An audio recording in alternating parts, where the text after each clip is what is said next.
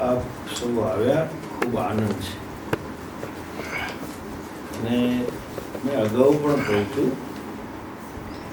મારા વિડીયોમાં કે હિન્દુ સંસ્કૃતિ કે હિન્દુ રાષ્ટ્રનો પાયો ગૌ માતા છે.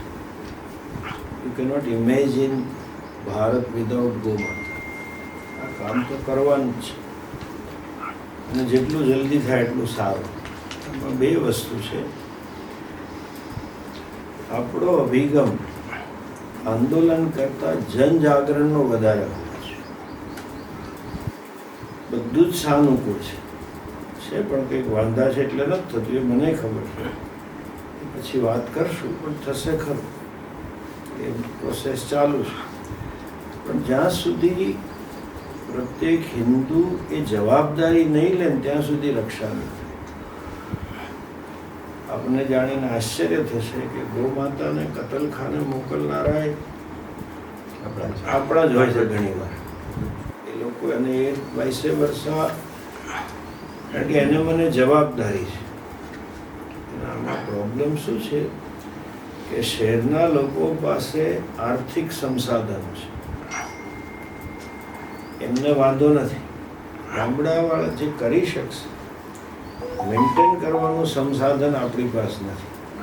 આમાંના કેટલાય કથિરિયા સાહેબ જેવા છે કે જે ઘરમાં ગાયો હશે ને ભેહું હશે ને આમ દૂધ પીતા હશે, પણ આજે બંગલામાં રાખવી મુશ્કેલ છે.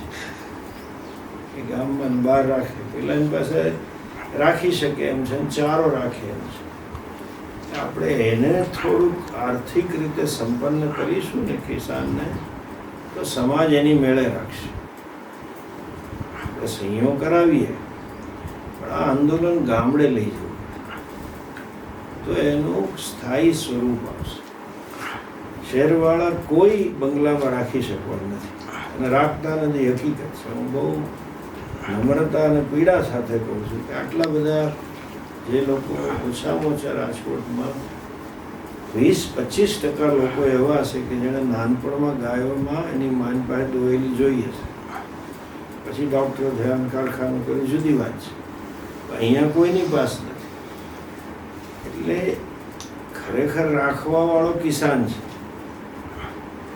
સરકાર ભલે કરશે, એની ના નથી. સરકાર કર્યા પછી શું? એનો કાયમી વસવાટ માટે આપણે ગામડામાં થોડી જાગૃતિ લાવવી પડશે. ગામડાના માણસને આર્થિક ફાયદો નહીં થાય ત્યાં સુધી એ રાખશે. એને છોકરા છે, એને મહત્વાકાંક્ષા છે.